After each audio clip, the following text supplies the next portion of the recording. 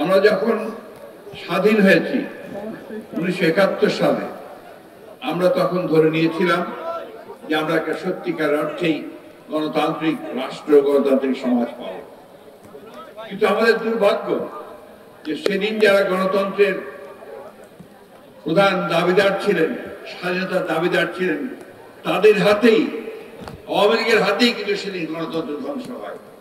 তারা 1975 সালে একদলীয় শাসন ব্যবস্থা বাকশাল প্রতিষ্ঠা করে। এই কথা আমাদের ভুললে চলবে না, এই কথা বারবার মনে করতে হবে।